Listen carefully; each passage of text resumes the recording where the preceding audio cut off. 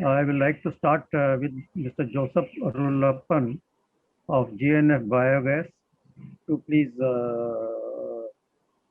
deliver his presentation on the technology which they are providing for compressed biogas plant.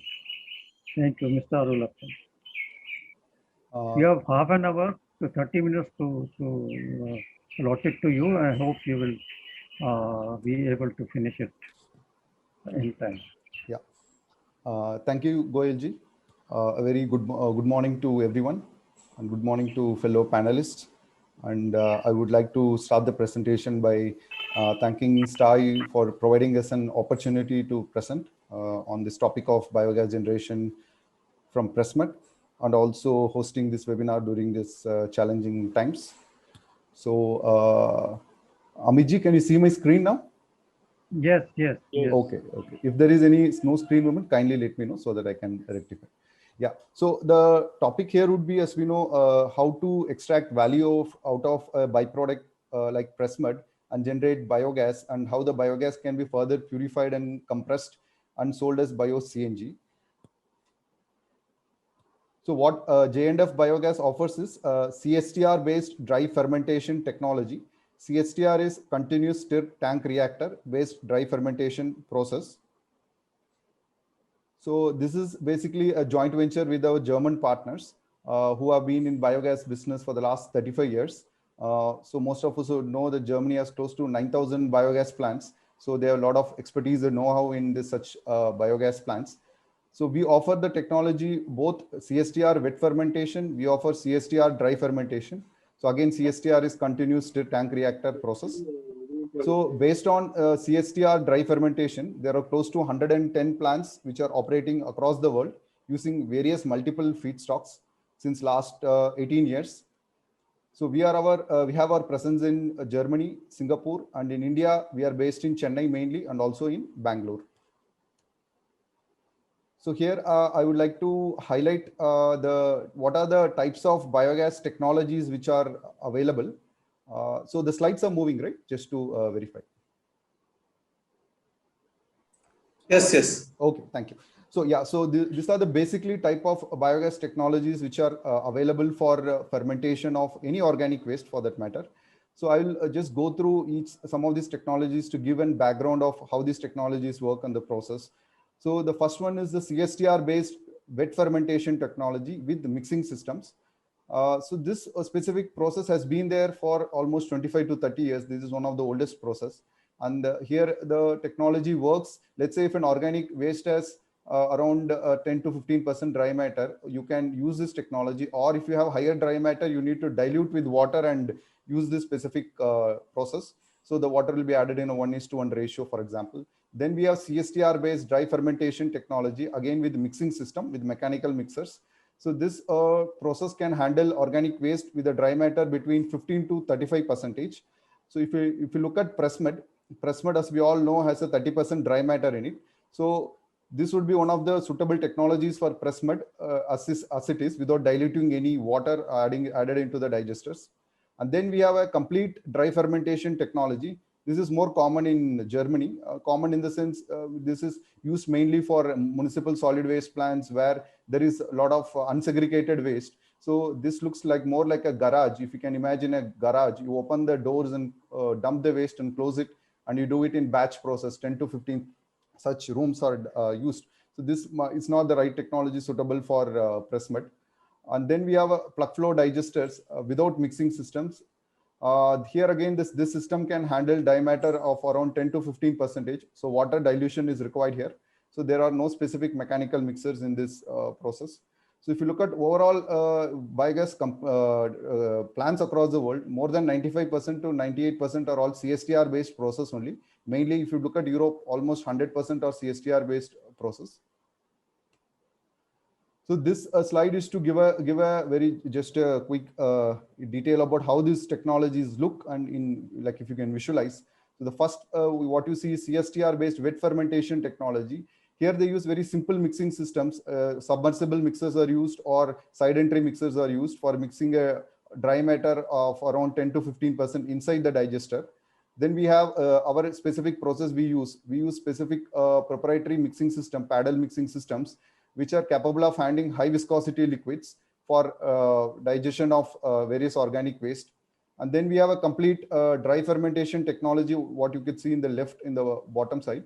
So here, as I said earlier, these are like garage type systems where the waste is dumped into the garage. So this is more suitable in European conditions where MSW waste is used, and these are very expensive technology. And we have plug flow digesters. These are more used in USA only. This system has been in USA for 20-25 years for you doing mainly cow manure based biogas plants there. So again, this system has no specific mixing system. There are also some systems with mixing systems also. So talking about the technology which we are proposing for press mud, the technology, as I said earlier, can handle 30% dry matter without adding much water into the digestion systems, digester systems. So if you look at the size of the digesters, it would be typically 50% size of if you take other technologies available in the market, wet flow, plug flow or wet fermentation based technologies. One of the main advantages here is the minimal water requirement for digestion. So you would require otherwise 1:1 ratio. So I would be just in following slides explaining more in detail. And also the liquid slurry coming is also very minimal on account of water being very less when you're diluting in the digesters.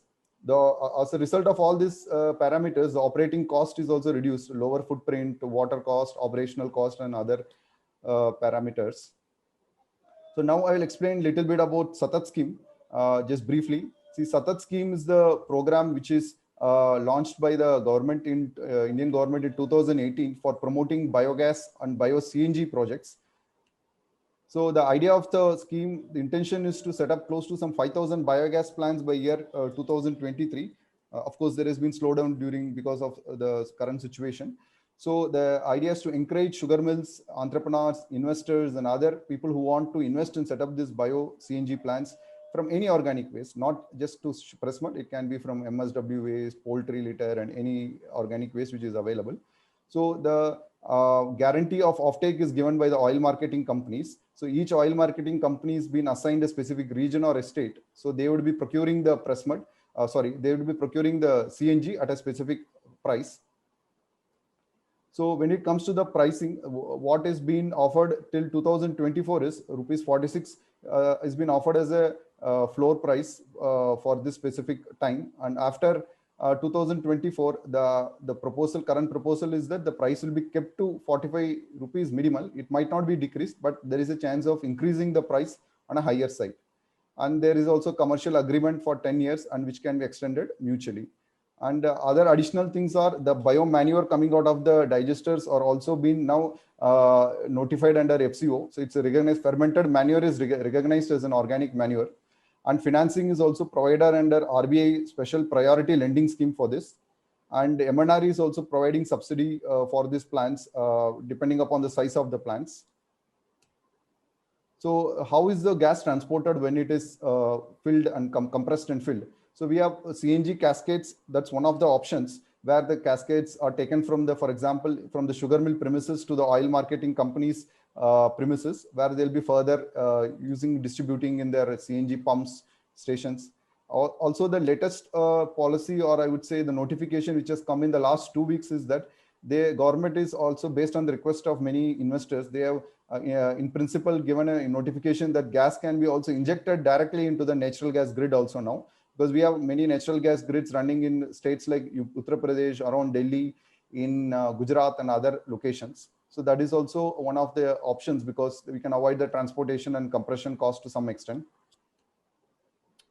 So just to give a quick background about press mud, most of you know this, but just to quickly run you through this.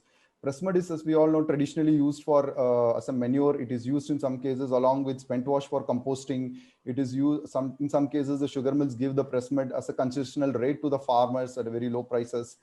And for every 100 tons of sugarcane crush, there is close to 3.5 to 4 tons of press mud, which is generated as a byproduct. If you look at the characteristics of the press mud, it has total solids around 25 to 30%. The moisture is between 70 to 75%. So out of that, the volatile solids, which is digestible, is around 77 to 80%. So this makes a very good substrate for digestion and generation of biogas.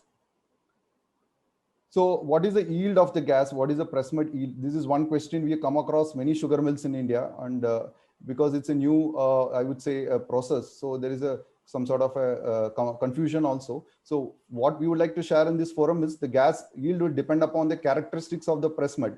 The yield will vary from mill to mill actually, because each mill has its certain process of operating, the recovery rates and other factors, how much for example, the older mills might generate higher gas and newer mills might generate slightly lower gas because of the efficiency in the process. So according to our experience in the last 10 years, the gas varies between 90 cubic meter to 125 cubic meter per ton of fresh press mud, depending upon the organic matter.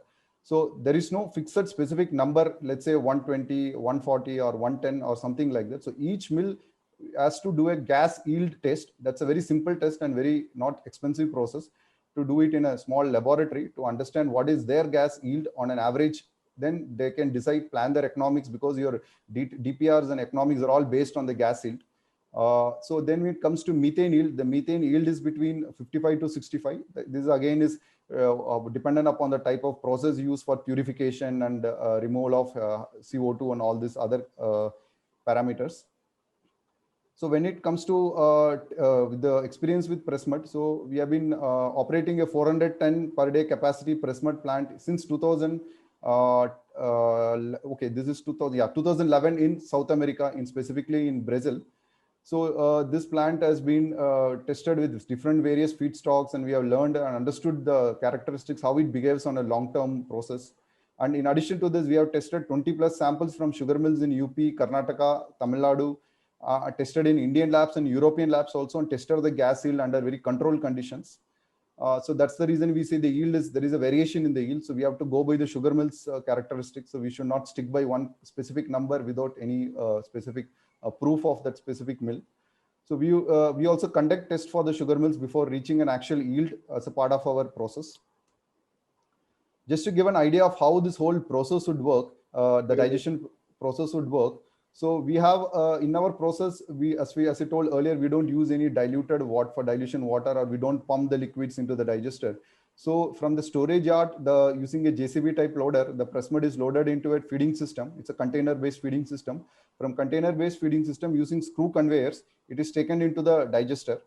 So the digester can be of MS or it can be of an RCC, depending upon the local conditions.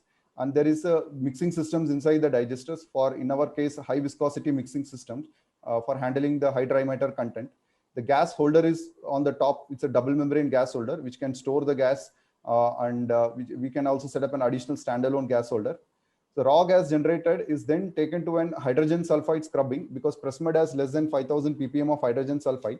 So hydrogen sulfide is first scrubbed, and then after removing hydrogen sulfide to less than 5 ppm, that is a requirement. Otherwise, corrosion issues will come. Then you have to take it to a CO2 scrubbing system. Carbon dioxide is again scrubbed here. There are few technologies which are available for carbon dioxide purification, which I'll discuss briefly in my following slides. Then the purified gas is further compressed by using a compressor, and then it is compressed into a pressure of between 200 to 250 bar into cascades, that is CNG cascades. From here, it is further transported to the oil marketing company's premises. Or the other option is also, what I like to add is, it's not that you have to distribute your gas under the SATAT scheme. You can sell your own gas also. You're free to sell your own gas to, let's say, hotels, restaurants, industries, even at a higher price. For example, that might be even lucrative for the sugar mills, because current LPG prices are around 75 rupees per kg. And you can sell even up to 60 rupees out of the SATAT scheme. You are free to do that, and there is no restrictions on that actually. So this is how a typical plant would look like. So you have a storage yard. You can store it with microbes or without microbes. So microbes are commonly used across Germany and other European countries for preserving the press mud. So this is nothing special in this. There are microbe suppliers are available in Europe. And then you have feeding systems. The feeding systems are, as we said, this is a container-based feeding systems, where you can take the press mud directly goes into the digester here. And then you see some digester mixers. You can see in the outside a gearbox and the motor, where the digester is on a outside, where you can access the mixers for future maintenance also. And inside the digesters, we have a picture to just to give in the viscosity feeling, how the viscosity looks with this specific process. So this is the feeling where it is mixable. The liquid is mixable because we are starting with cow dung and then diluting, and then we are adding press mud. So once the press mud goes into the digester, it automatically starts decomposing. So there's a natural moisture which is generated inside the inside the digesters. This is to give a just a layout from one of the plants using our technology, just to give a visualization this how it would look like. Because storage yard is very important, because storage yard press mud plant has to run for 360 days in a year. So we have the storage yard, and then we have the digesters, gas holders, purification system, and other equipments which can be designed in such way. When it comes to the, just to give an idea of what is the gas generation potential, what is the CNG and solid manure, this is a simple mass balance. So if you have a 100-ton press mud plant, which should be in most of the cases in India, average of 100 tons, and the biogas generated here, we have considered just a example, a sample number only, let's say 100 cubic meter per ton, just to give an indicative numbers here. So the compressed biogas in form of kg would be, once you compress it, purify and compress it, would come to around 4,700. Again, we have to take the account of the CO2 purification technology used, because the methane slippage and the methane purification is important in arriving these numbers. So the technologies what we use or recommend is normally have more than 98% methane in them. The CBG pressure is around 200 to 250 bar. The solid manure is around 25 to 30 tons for a 100-ton plant. Freshwater consumption in our process is between 0 to 10 cubic meter. As I said earlier, we don't require much fresh water for operating the digesters. Just to give a comparison between our specific process and other technologies in the market. So for 100-ton plant, we would require only a 3,500 cubic meter digester. So other process would require double the size of the digesters, between 7,000 to 10,000 cubic meter. And the amount of water or slurry required, with the press mud of 30% solids and 70% moisture, would be between 0 to 10 cubic meter. For the other technologies, you would require 1:1 ratio, which means you're adding a lot of water or recirculating your slurry.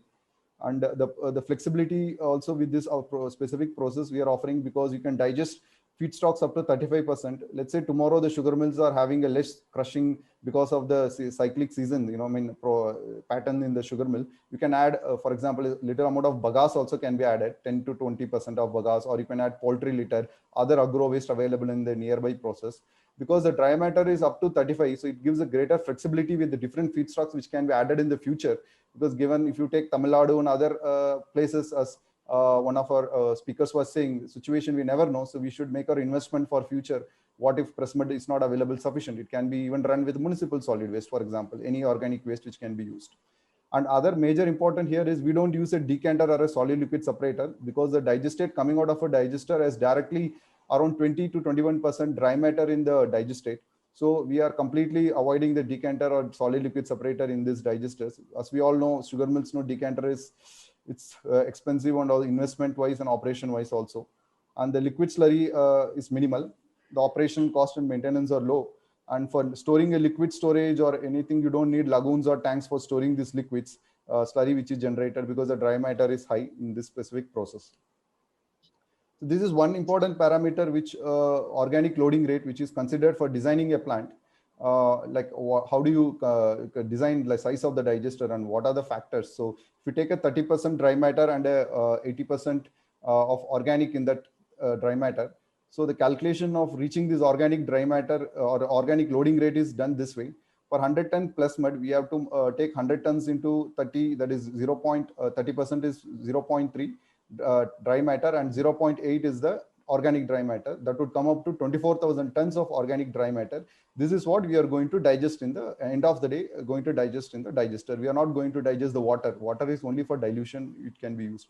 So the focus is on digestion of the organic dry matter here. So then we take a digester of 35,000 cubic meters, sorry, 3,500 cubic meter digester. The loading rate will be around 6.8 kgs of organic dry matter per cubic meter per day. If you look at our process, we use 6.8 to 7 kgs. So other process use 2.8 to 3. So that is where the differentiation in dilution of water comes into play. So these are some of the savings. The cost of water on a long term, if you look at OPEX on a very 20-year time, each plant has to last for 20 years. So cost of water every day, 40 to 50 cubic meter of water. Your decanter is alone, if you are using our process, we don't need a decanter. The decanter alone will consume 25 to 30 kilowatt around for 10 to 12 hours in a day. You will also need a polymer for operating the decanter for press mud. Solid liquid separators from our experience don't work for press mud. Unfortunately, we have changed 3 solid liquid separators in Brazil and India. Also, we know that some of the plants have changed solid liquid separators in Varna to decanter currently. So that is one other fact to be important point. And liquid slurry transportation, how do you transport, how do you pump it and then spread it on farmer's field, you have to take the permission, how do you do that, and all these things are also there. And the digester heating is also required winter seasons in the northern part of our country. So for heating double number of digesters, you need additional heating cost. So just to give you an idea of what is the consistency of the liquid which is coming out of the digester or post the digestion. This is 20% dry matter, how it will look like. There will be no liquid in it. It will be like a semi-slurry sludge type. This can be further dried and used as a manure. So I'll quickly go through the CO2 purification technology. So we need a hydrogen sulfide and CO2 scrubbing also after the digestion process to purify the gas.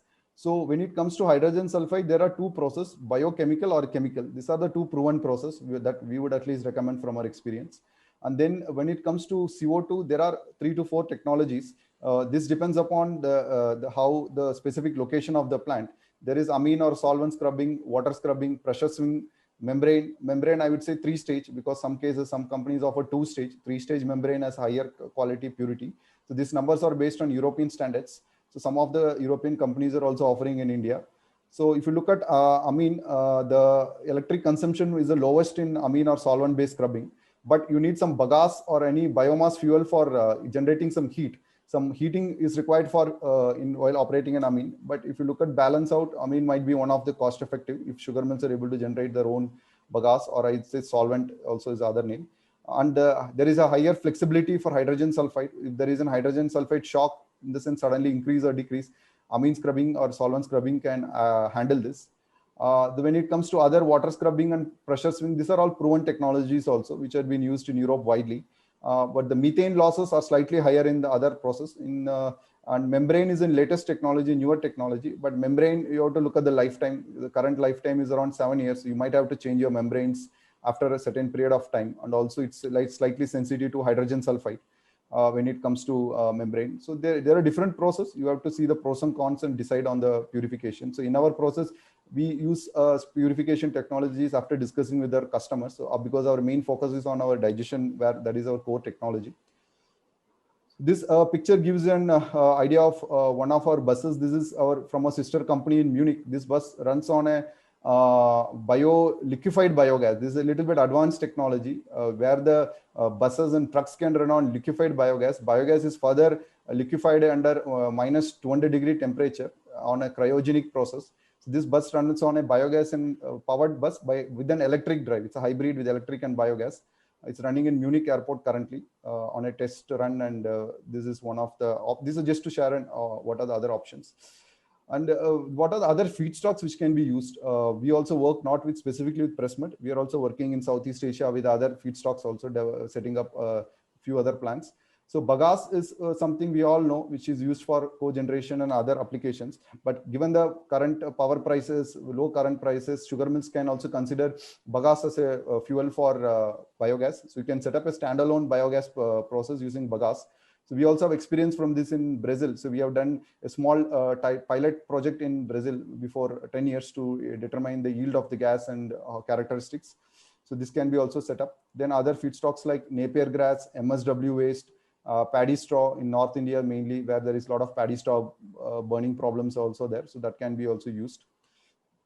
So I'll go through some of the select references specific to what we have done. So this is one of the plants which I was referring to in Brazil. So we are involved in designing and optimizing this plant.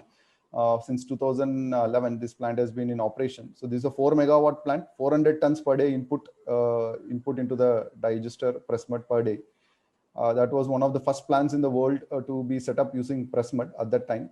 So it's in operation since 2011. So here we have tested different multiple co-digestion of filter cake, bagasse, spent wash, cane thrash leaves, and different things. So this has been like more like a test plant or a pilot plant.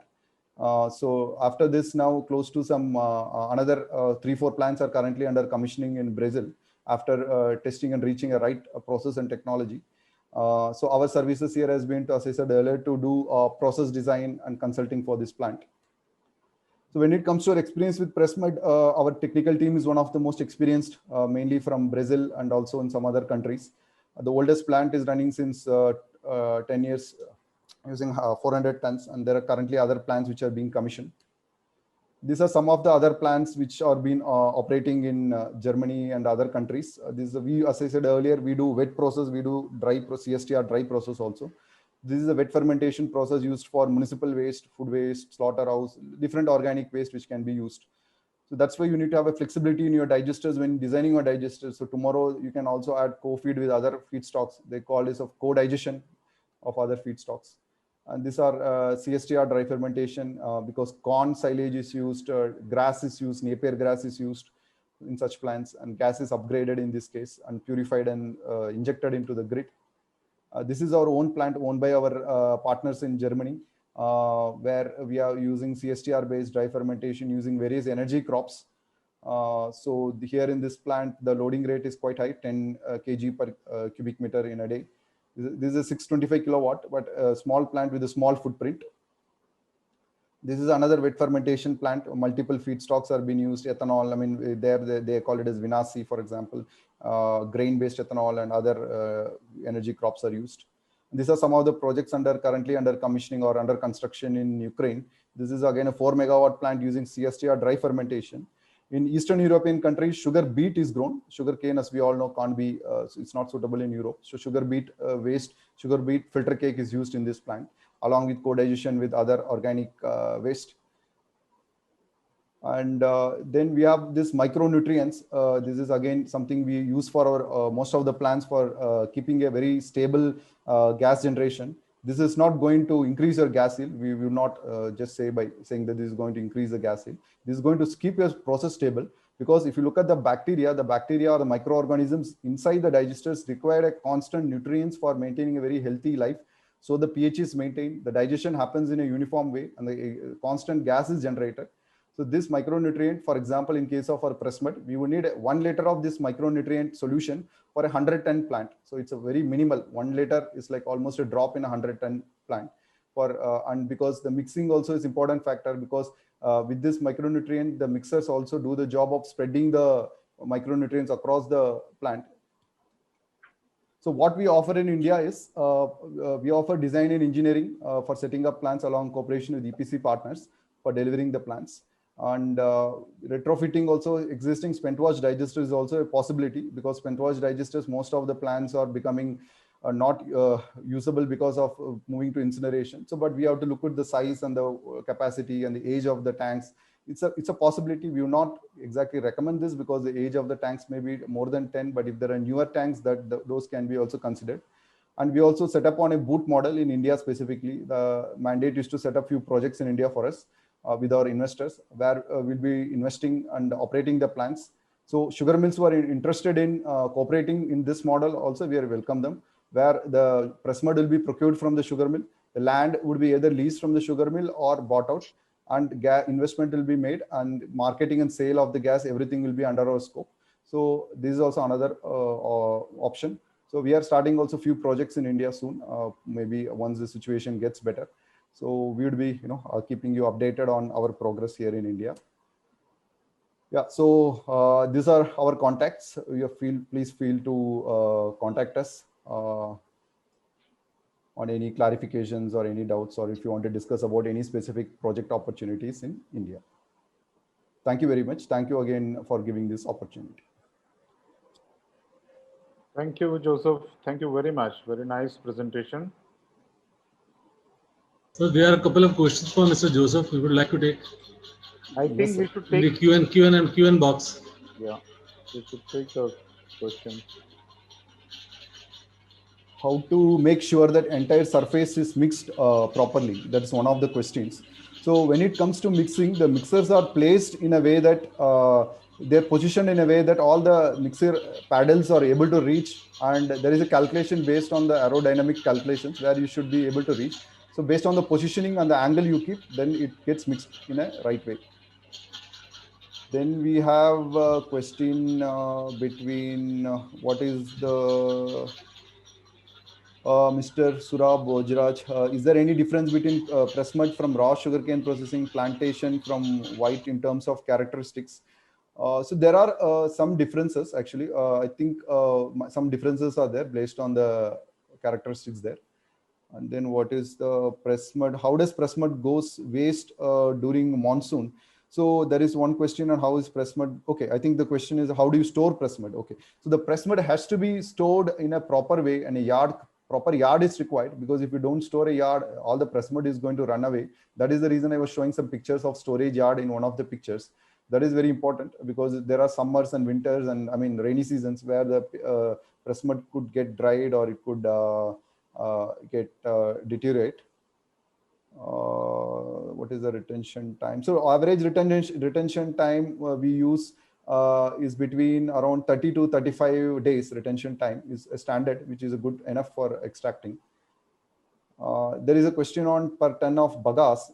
So from our experience, it has been with a normal simple process without adding any specific pre-treatment. The bagasse yield is almost double of press mud. You can say around 200 to 220 cubic meter per ton of bagasse. So that was one of the questions from most of the panelists. The economics we would be definitely glad to discuss specifically to sugar mills. So we will share by email IDs and contact details. We can take it on a one-to-one basis also. So these are some questions. If I should take more, I can take. Otherwise, Anupji, you can take over. Yeah. Nice, Joseph. Just to elaborate more about Mr. Joseph, he is the son of my most brilliant batchmate, Mr. Arulappan, A. Arulappan, and we studied together in NSI, and he was very brilliant at NSI, and his son is also as brilliant as his father. I wish him very good success in this technology, and wish that most of us should take the advantage of his technology. Amit, you take over. I think Goel Saab is there if he wants to. Goel Saab is mute. Please unmute. Sir, Goel Saab, please unmute yourself. Anu, please stay on.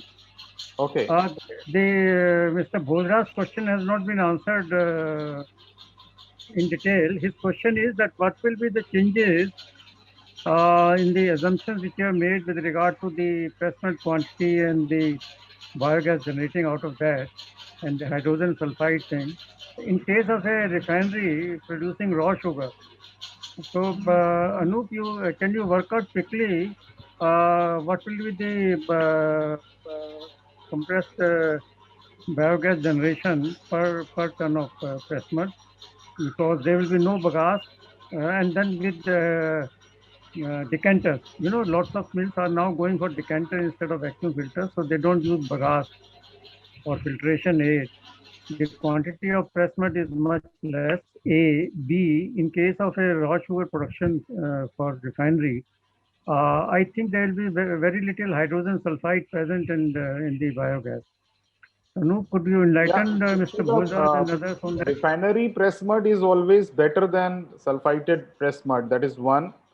And because of sulfur is not there, so it will be adding to the process, and it will not corrode the system, and it will have many advantages. Regarding the bagasse, where the decanters are not being used, yes, the bagasse is, but bagasse is not giving that much, I think, contribution. No, they must be adding, because bagasse itself is subject to I can add few.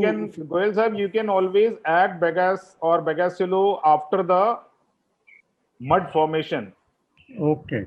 Because whatever bagasse you can add, that is good for whatever bagasse you are generating in the milling. You can screen it and add it after the Yeah, Mud that before addition. before the Okay. digester. That will Why give I it much better. Okay, why I raise this question is because VSI, Dr. Sanjay Patil is working on it. That's his next presentation. Because there is hardly one or two plants in Maharashtra which have back-end refineries. So perhaps Anup can take up this and make some rough calculations or comparison of biogas generation per ton of cane or whatever it is in traditional sulfitation factories and the new technology refineries. So this is Okay, this is we food for will thought. get it. We'll For jointly Anup. get it done with Joseph separately. Yes, And yes, yes, let yes. everyone know about it. Okay, thank you. Uh, uh,